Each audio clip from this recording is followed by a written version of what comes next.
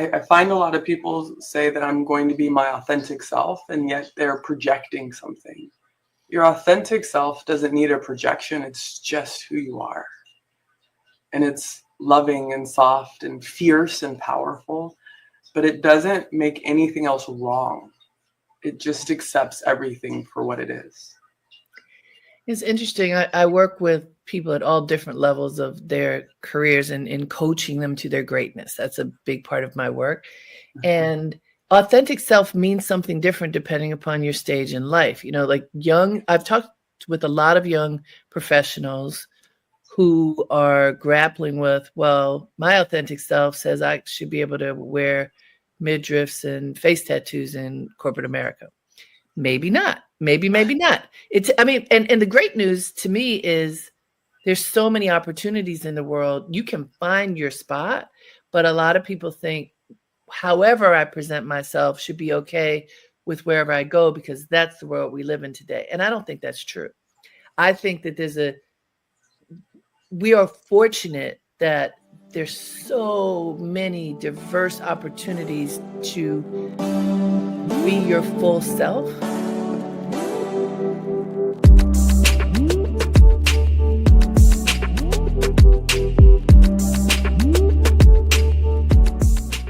Hello, everyone, and welcome to Dream Leapers. I'm your host, Harriette Cole. So honored to have you join me today for what I promise will be an uplifting conversation. I learned about the author who's going to be talking with us today, and she is so perfectly in tune with what we do here on Dream Leapers. I know you're going to be happy. Let me tell you about her. She is Kiana Webb, a visionary author, spiritual coach, and the force behind Glorious Arisings. What a great name, right? It's a platform used to empower individuals and organizations to step into their highest potential. Kiana blends soul-centered wisdom with sharp business acumen, guiding others through journeys of self-discovery, healing, and purpose. Formerly the CEO of Webb Family Enterprises, Kiana oversaw a thriving network of McDonald's franchises, but she's now leading a new kind of enterprise, one rooted in spiritual alignment, personal freedom, and love. Yes. Her work has earned her national recognition, including being named one of the top 10 inspiring women leaders of 2024. She is the author of A Glorious Arising, A Journey to the Remembrance of Me, which reflects her deep belief in the power of resilience, faith, and transformation. Please join me in welcoming Kiana Webb. Hi. Hi, Kiana. Congratulations on your book. This is really something. It's quite a different kind of read, and I thank you for being so transparent in telling your story. Thank you, Harriet. Let me just begin by saying I'm so grateful and honored to be here with you. And you were lovely, just lovely. So thank you. Thank you. So, first of all, there's so many aspects to your story, but one of them, in particular in the Black community, a lot of wealth has been made through this franchisee program that the McDonald's company has. Yeah. And I remember, I'm from Baltimore, and when my father passed away and my mother sold our family home, she sold it to a young single mother Black woman who owned a McDonald's franchise. And we're like, wow, she built wealth in a way that was able to sustain her and her family and for her to be able to buy property. So I know in your book, you talk about how your father moved into the McDonald's system and really was able to build significant wealth for your family. And you then came up in the company and ended up being the CEO of your family business, even beyond the McDonald's. But can you talk a little bit about how that relationship and that organization has been so beneficial to a lot of people, but in particular to Black families? So when people talk about McDonald's, I always come from a place of my heart. Without McDonald's, I wouldn't be here. McDonald's for most people is a fast food company, but for me, it's about the relationships, especially about their desire to create opportunities for people. And we don't talk about it much because we are a food company. And I still say we are because even though I'm not a part of it, my heart is always with it. And I am so grateful for it. McDonald's has produced, if not the most, then in the top of the country, if not the globe, most African American millionaires. Yeah, I mean, this is what I thought was true. I've Yeah. seen it time and again. There's a now mature woman who, but I say young woman, she started working for me when she graduated from Howard, which is where I went to school, and she came and worked for me for a number of years, and now she is a top level executive in the McDonald's company. I'll call her name, Nubia Murray, but when she went there, like, okay, and now I see her at women's conferences. She's taken not the ownership route, but the corporate route, and it has been incredibly beneficial for her in that way as well. Why do you think that this company has been so conscious of supporting people of color in particular? Well, because McDonald's is in every neighborhood. True. So you want to have leadership and ownership that's reflective not only of your neighborhoods, but of the community of the United States and the globe, right? So McDonald's is always looking for the best and the brightest, but also how are we relating as owners in the community that we serve? That's very important to them because we are a part of the community. I lived where our restaurants were within a 45-mile demographic. My parents did as well. We were active members of our community, participating on multiple levels, and all of the people that we had the privilege to work with were from there. So it wasn't like we were operating restaurants from afar. We were in the trenches every day with all groups of people walking this life and helping them understand that what they could achieve is more than where they are. That's excellent. And I know you wrote about this in your book, that something I think is extremely helpful, that there are lots of training programs. So there's not the assumption that you should just know how to be a manager, know how to run whatever the assembly line might be, whatever it is, there's training for it so that people can succeed and gain the skills that are needed. And I just wanted to point that out because it is noteworthy. And your family ultimately owns 17 McDonald's franchises. Is that right? At the peak, yes, and we sold at 16. Oh, okay. So I mean, that's pretty amazing. And as you described the sale in your book, I mean, you couldn't just sell to one person. This is a lot of money. You had to kind of strategically figure out how to sell. And this was driven by your desire to, this is now next step time for your family. How do you make the decision after your family not coming from wealth, but building wealth, your father trusting you in particular to grow this, lead and grow the business? And, there's often a lot of emotion around selling a business, even though like in the world of business, you're supposed to build a business so that it is viable enough to sell. But the emotion attached to that, especially in a family, is significant. Can you talk about that process for you as a woman leader Mhm. with a bunch of men around you, including the men in your family, stepping into your power and being able to navigate that? Well, I think I had a gift in my father that was beyond what most people understand. He always relied on my guidance and leadership. I remember very clearly when the role reversed. I had just taken over the company and I had to step in then to say, okay, if you truly want me to lead, you have to let me lead because we both can't be leading this company. So Yeah, you're right about that. That tug of war was real. real. It's either you or me. And so he chose to step back. And from that point forward, our relationship and the way that we engaged, including in the sale of the business, was he as a guide and a mentor, and me really influencing all of the family members to determine what was best for us as a whole. And then we go through the emotions, but also I've learned to take the emotion out of decision making and really lead with heart, but not with the emotions that are surrounding it, because fear did exist. Well, what's next? What do we get to create together? Are we even going to stay together? Right? Because now for the first time, we had opportunity to discover what it is that we wanted to do individually. And all of those fears are very real, especially as you grow up in a family business. So it really came down to our CPA said, you know, if you were ever going to sell, this was probably going to be the best time for you to do it. And we weighed the best time versus what our individual and family goals were. And we chose together that our goals were bigger at this moment in our life than continuing to stay only in McDonald's. So that's how we sold. So there are a lot of things in that to unpack. Family businesses often do not survive because you've got a lot of different personalities, different levels of willingness to work and to be committed, different capabilities, personalities, all those things. And so in your book, you describe kind of how you all navigated that.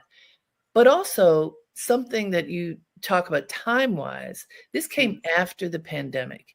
And I remember so clearly during the pandemic, Kiana, people were trying to figure out what in the world do we do? The world has come to an end. Now it's reopening in one way or another. And in the restaurant business, you all at least got to open earlier than some other businesses, which was helpful. But, you know, many industries tanked.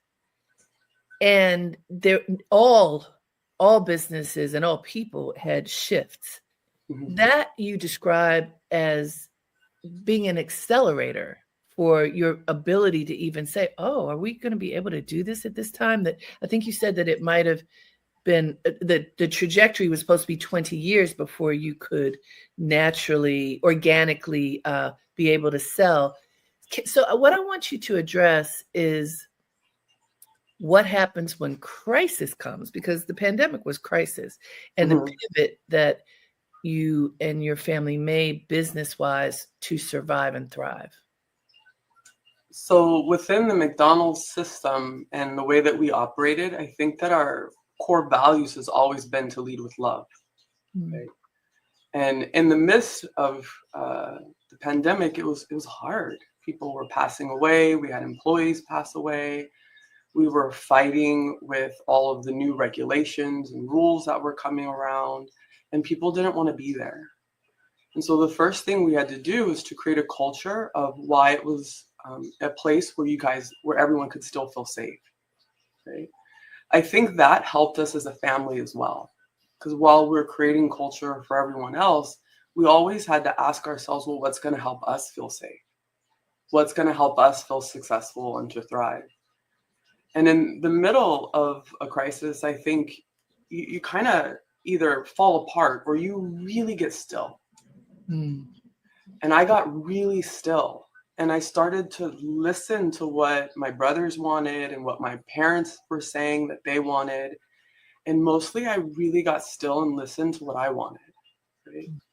And my father had a dream of creating parody as a experience outside of McDonald's. And so we had already started this cooperative business, which was very communal. It wasn't owned by us at all. We just funded it and started it. And the intention was to create what we did in McDonald's and bring it out into the world, right? Not so much in food, but in entrepreneurship. And at that point, we were looking at what our future held, and it was stressful. In the middle of the pandemic, it was the most stressful time that I've ever experienced in McDonald's. And our health was starting to have impacts.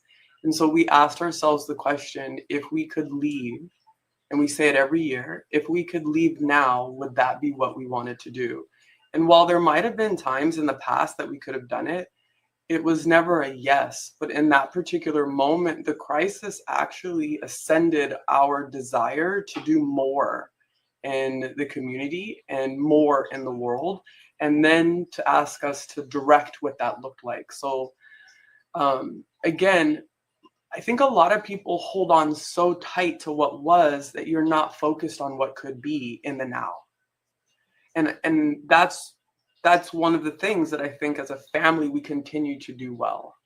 Even though we might still have fear that holds us close and holds us bound to something, we're also looking to what it is that we aspire to be, and can we bring it into the present? And I like the idea that there's an annual conversation that you all had an annual conversation, kind of checking in. Where are we headed? That doesn't always happen. That's good you did that, but that's not an assumption that one would make in a business. A lot of times people are like, oh my goodness, how are we going to survive? Or you reach a certain level of wealth, how are we going to build on that, as opposed to being reflective? And so it's great that reflection was built into the way that you did business. Was that based on something your father brought to the table, or when did that come in? I mean, it was a conversation that my younger brother and I had from the beginning, right? Because we decided that we each individually were a business. And we had to ask ourselves, were we living in alignment with what we wanted to do? And a lot of the times we were saying yes when we were no, but at least we asked the question, right? Well, asking questions is important. Hey, everybody, this is Dream Leapers with Harriette Cole. And today we have the honor of talking with Kiana Webb. She has written a book, A Glorious Arising, A Journey to the Remembrance of Me. Love that title, Kiana. I want to ask you about something that many people who are kind of looking to guide their lives and build their lives look for, and that's mentorship. And one of the things that you describe so beautifully in your book, I would call a mentorship relationship between you and your father from when you were a little girl and you were in the car and he would take you to work and you'd be drawing but listening. And you mentioned a moment ago that listening is so important for you. And it reads as if that seed was planted very early by your father, listening to you, but also listening to his employees and making decisions after kind of taking a full assessment of what was happening, which is really a humble and intelligent thing to do. But a lot of people at a certain level think they know everything. So they often aren't listening as much as they should. Can you talk about that concept of listening and what is meant for you and mentorship? Well, anything that I'm doing and I'm with people, I'm not the only one. So if I think that my point of view is the only one that matters, I'm sure that everybody else in that community or in that group is feeling the same, right? So when I take myself out of it and I'm staring, I have to say that everyone's opinion is valid. I don't have to agree with it, but it's valid because it's valid for them. And therefore, there's an opportunity for me to be still and to listen to what it is that they're saying, because if we're going to do things together, it's a collective experience that we're trying to create. So how can I embrace putting everyone's experience inside of it? How can I embrace making sure that even if their point is not included, that they feel valued and heard? And that's one of the things that I grew up with my dad. He never disregarded what I had to say. He didn't always act on it. We didn't always get our way, but he never disregarded what I had to say or what it is that I was holding important. He wanted to know.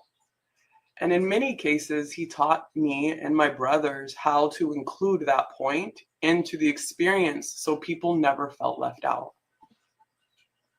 That's powerful. And it rings very clearly through your storytelling in your book. And it's an essential part of leadership that people don't always include. But being able to listen and include others certainly can make people feel a lot better about whatever the experience is. And in turn, people can be more viable, that there can be more profitability, all of those things. You share in your book something that I've interviewed so many people who are successful, who have had significant hardship. And one of those hardships that is too common is sexual abuse. And I say too common because I mean, just sadly, so many people as young people have the experience of that violation, often from a family member or loved one. And I thank you for being open and talking about it, because I think it helps people to see here's a strong woman who's been so successful, and she endured this and was able to evolve, because not everybody is able to do that. Can you tell us a little bit about that experience and how you were able to move past it? So all of my sexual trauma came in as a young person. So I talk in the book that there were three incidents, or three different people with a long-term effect of incidents, all of them relatives, before the age of 9 and concluded by the age of 10.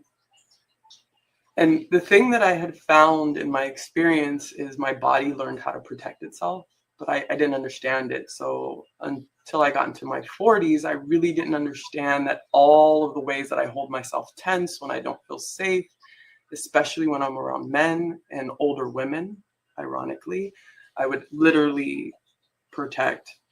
But there's also gifts in it because my body experienced pleasure.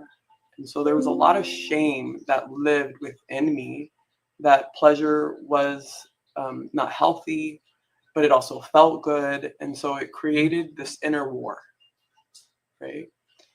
And when I was in my 20s, I was talking to a therapist, and he said to me, you have to acknowledge that you were there. And I was totally in a victim mode. I didn't even want to hear that. It wasn't until I got into my 30s that I could recognize that I was there, right? That what happened happened. And there's a lane that we say this happened to me or this happened for me. Either way, we're creating the perpetrator, victim, observer pattern, right? What I learned to say is that it just happened. So it goes back to our earlier conversation. When we take the emotion out of what happened, we can be with it and actually feel what it did. Feel it in the body, drop it out of the mind and out of the story and the thing that we keep telling ourselves, and actually come back into the essence of our being, of where the pain and the hurt existed and still exists. And then say, can I forgive and love? Can I fully accept that this is what happened? And can I forgive and love all the parts that need to? And the energy starts to move. It starts to shift. It starts to leave your body, and it does it in multiple forms, some that aren't really attractive. However, the goal is that with whatever happened in your life, you witness it as what happened, not what happened to me, and not even what happened for me. It's what happened, and what is created from that is the gift. And we're so afraid, in my experience, I've been so afraid of what's between what happened and what I said is what's happening. It's this middle piece that causes the blockage, which causes all of the accusations and the story and, saying that it happened over there. But what I tell people is, whoever did that to you, something happened to them. And then something is happening to you. So I can't focus on what happened over there. All I can heal is what's happening right here in me. And I'm worth it. I'm worth it to forgive so I don't carry it forward. I'm worth it to love so I can be more love in the world, so I can ensure that what happened to me doesn't happen to other people. That we can break the paradigm and all of the cultural suppression and talk about it in a way that's healthy, in a way that's loving, in the way that heals, because we can't change it, but we can heal from it. That's powerful and takes a whole lot of work, which I know you have done in order to get to that place. For anybody who's been in this situation, know that that's a whole lot of years of processing that we just heard from Kiana Webb. In case you're somewhere along that line of experience. I mean, starting with the hardest thing I think for people to do is to forgive. Yeah. To forgive others and to forgive themselves. And you just described there's so many mixed emotions about going through an experience like that can create difficulty in any kind of healing. But what you just described is essential in order to have peace and happiness. I mean, you got to go through all of those steps and in order for that to happen. You describe in your book how from a very, very early age, there are a few things. Physically, you were very tall and people thought you were older and treated you in a way that was older than your years. You also, in your family, based on your mother's illness and your birth order, et cetera, had a lot of responsibility. And your father told you, don't worry your mother. So I'm curious, did you ever tell anyone about these things that had happened to you when you were a child? I tried to tell my mom, but I didn't have the language because I was Mm. young, and she wasn't able to hear me because of her trauma. Mm. So it wasn't until I was married with 2 children that my parents actually found out. I was in my 30s. How did they react? Well, they were angry. Uh, they wanted to disown one of the family members that we had just started having a new relationship with. And it was interesting because I became their parent. And I remember very clearly thinking, I feel like I should be the one that's comforted, but I'm comforting them. And then I said, well, thank God that I can. It's Thank good God you that didn't I get can. angry. It's good you didn't, because you could have gotten angry. Now I have to take care of you too. Good you had that perspective. Well, at that point, I had no access to emotion, so I was totally suppressing everything. It Okay, wasn't until later where I felt all of the anger and the got frustration, it. all of that. The resentment was really strong in my mid 40s that I had to forgive and work through. Understood. And so as you are, this is also something very interesting, Kiana. I've interviewed a number of people who have tremendous success, and there's this turmoil and all kinds of stuff going on emotionally that people generally don't know because we're so good at wearing the mask. You get to a point where you have a spiritual awakening, Yes. that everything changes. And I mean, I think one of the blessings is you and your family had accumulated wealth. So you didn't, many people just walk away and they walk away and don't have anything. Thank goodness you did. And you were strategic with your business and able to walk away. But like, talk about the awakening point. What happened and why was the awakening when it was? Well, it began in COVID. And for those few weeks that we didn't have anything, I was still. I think stillness is really big in our life, and we don't always take the time to be still. But COVID just basically slapped me and said, "Look, this is what we're doing now. You're going to be still." And I had an upset with my family where we had already sold the business or decided to sell the business, and I was told that I was no longer going to be the helm of the business by one of my brothers. And I was so shocked. It wasn't even an option. It was a statement.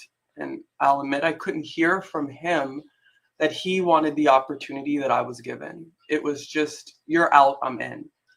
And in that moment, I felt so much grief that I had spent my entire life taking care of my family. And this is what I had created in my mind, that I wasn't wanted, that I wasn't good enough to keep moving forward.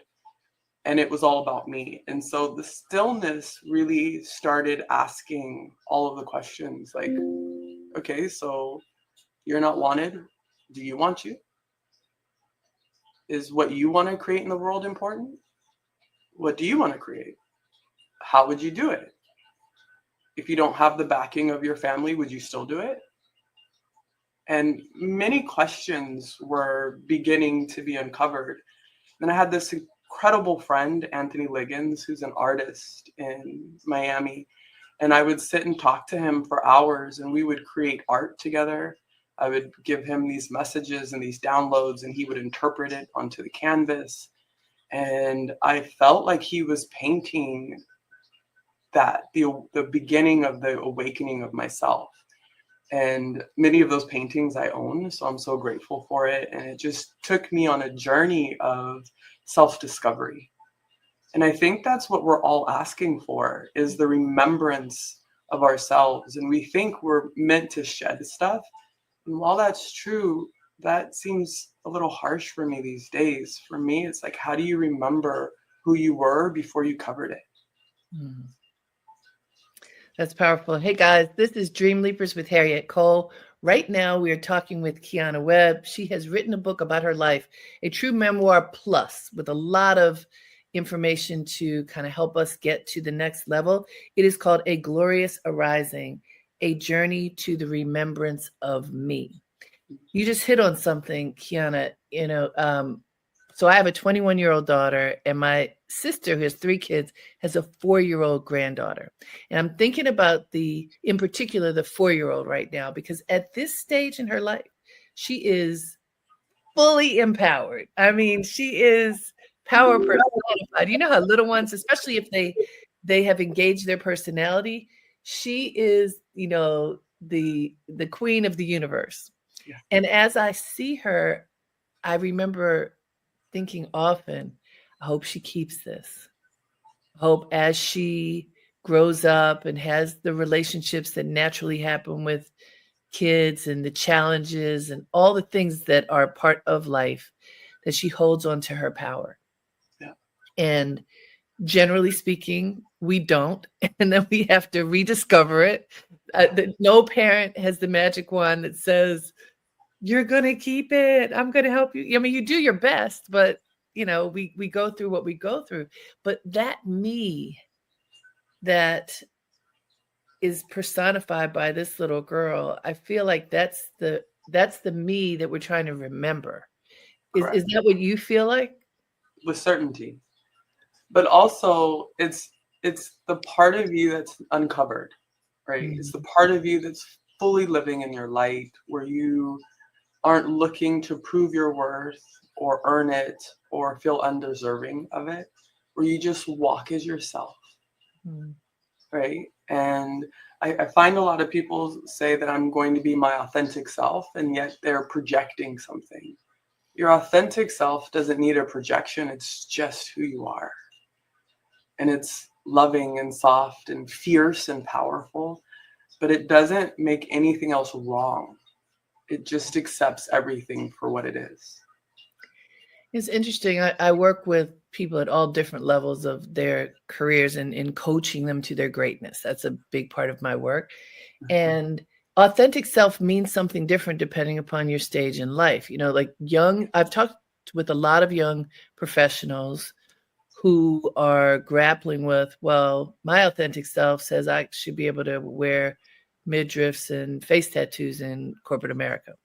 Maybe not. Maybe not. And the great news to me is there's so many opportunities in the world. You can find your spot, but a lot of people think however I present myself should be okay with wherever I go, because that's the world we live in today. And I don't think that's true.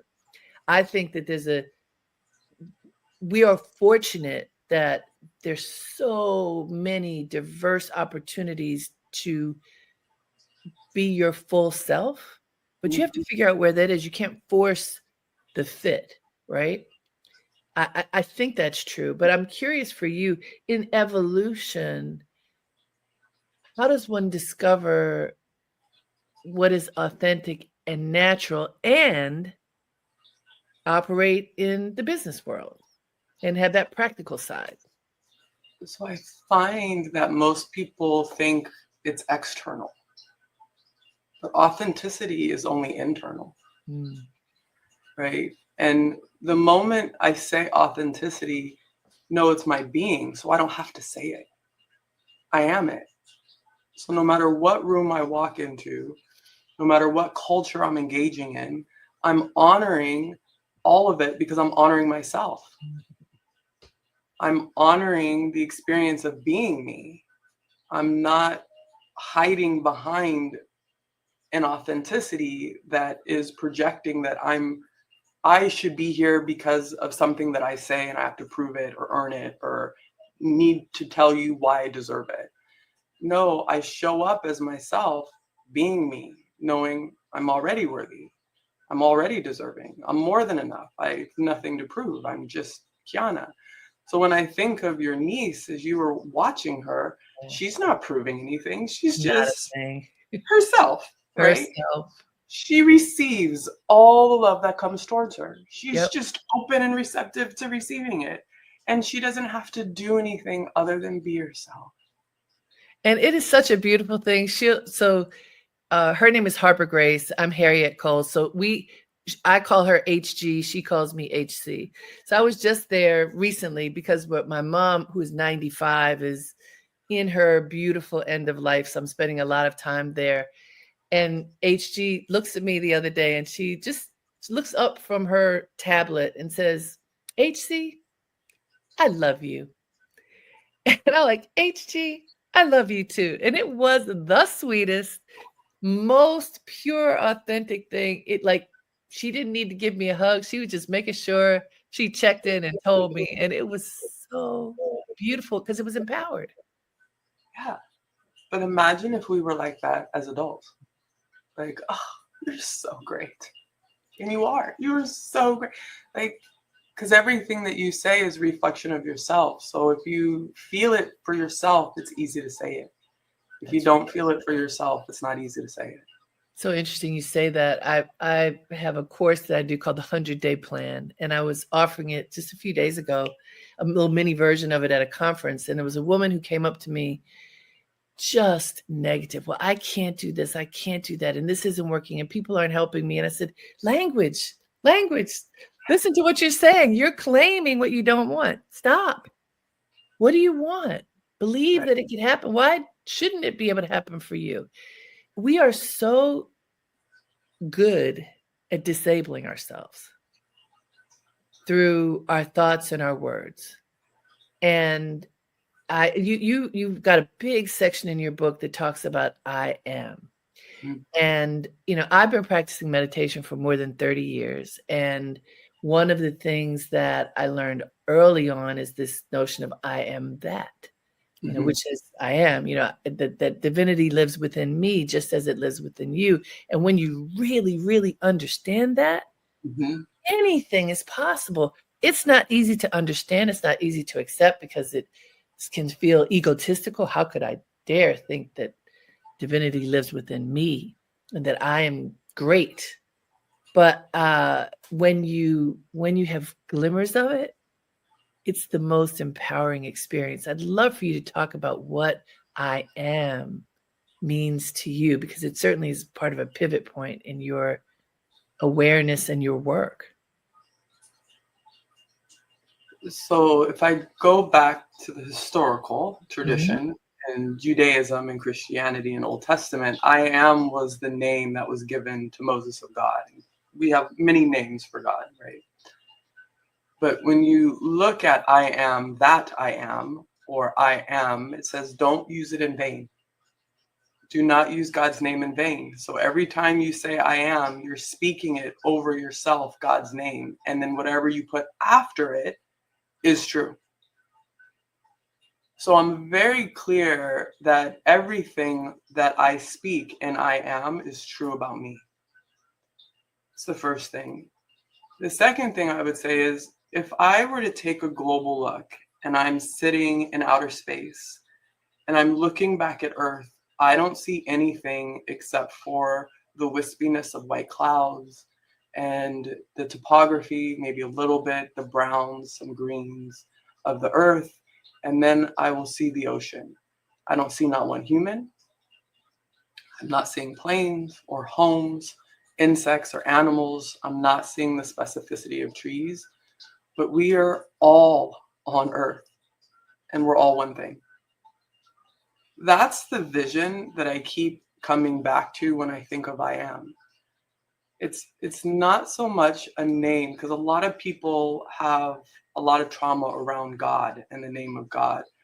But plants don't thrive without something, some form of intelligence. I don't think about how I digest food. I'm not taking a piece of edible something and putting it in my mouth and tracking all of the ways that it's digesting throughout my body. I learned it in biology, but I'm not doing that. I'm just allowing the food to do what it does. I'm not lamenting or trying to figure out how my hair is growing out of my scalp. It just does.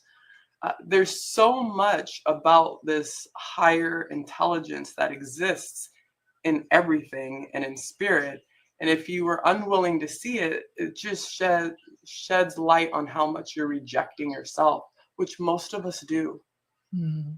Most of us do that. So when I think of God and I think of I am that, I don't just see it as the things that I want to create. I see it as everything in existence. And that helps me feel more connected to this part of the whole.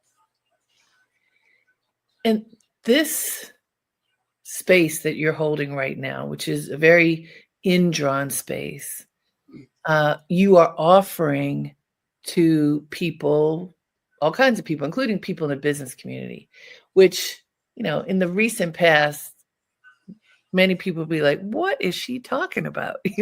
We're this we're looking at P&L. We're there are a whole bunch of acronyms that we could bring up right now.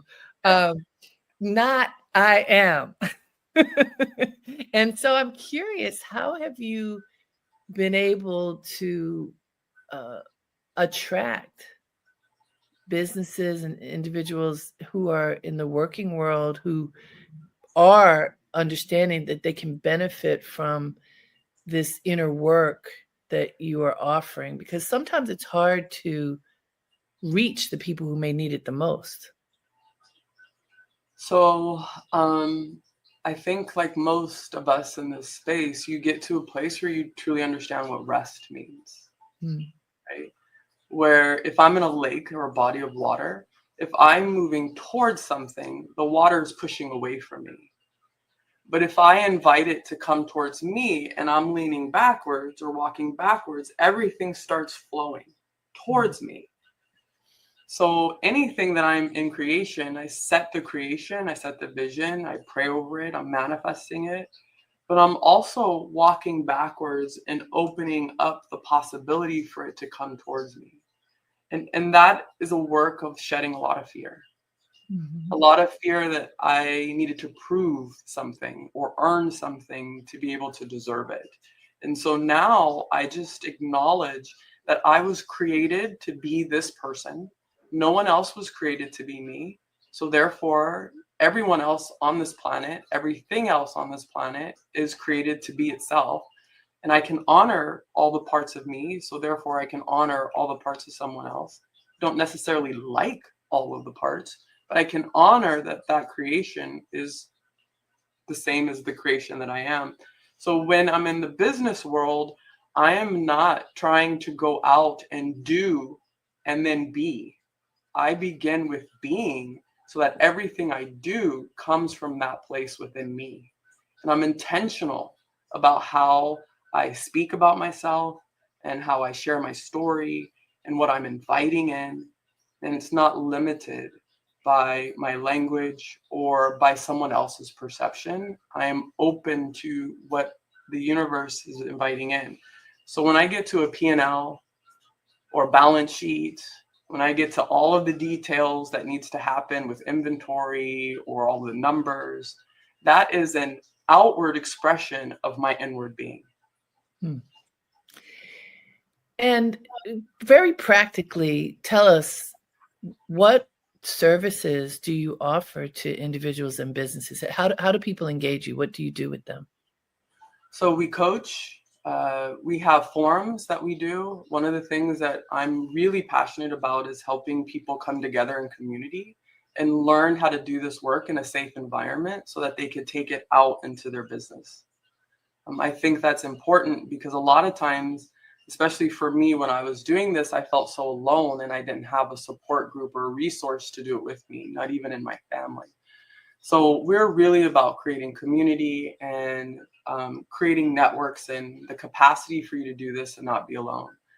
We also have an app that's coming out in August, and the app is first personal, and then we will have components that have more of a professional leaning towards it, so that even in the business world, we can create this knowing of who you are and be in full acceptance of everyone else who's sitting at the table understanding what gifts and talents they bring. So no matter what project or application that needs to move forward, we can do it united as a team in our gifting and not asking people to be something that they're not. And so when you say coaching, just so people can see it, like if you go into a company, what might that look like? So the first thing that I do is I sit for quite a few days or weeks, and I'm discovering all of the people that you want to be a part of the cohort, right? And I want to know who they are, how they operate, what their role is, what their boss's desire is, what their desire is, and to really coalesce all of the things individually and within the team, right?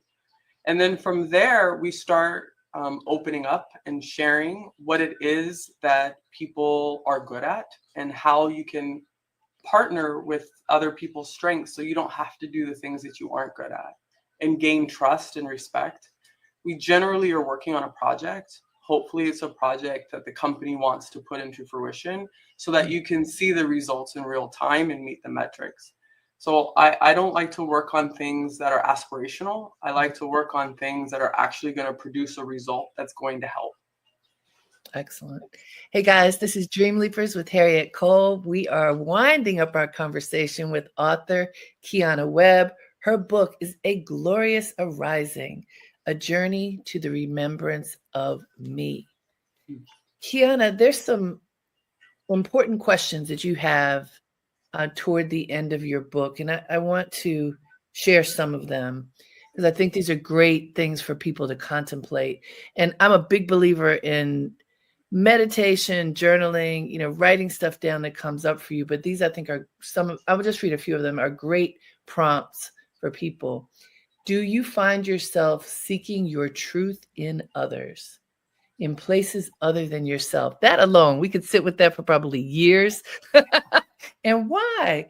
Are you looking for a profound love? Are you looking for love from others to affirm you? Do you feel love for yourself?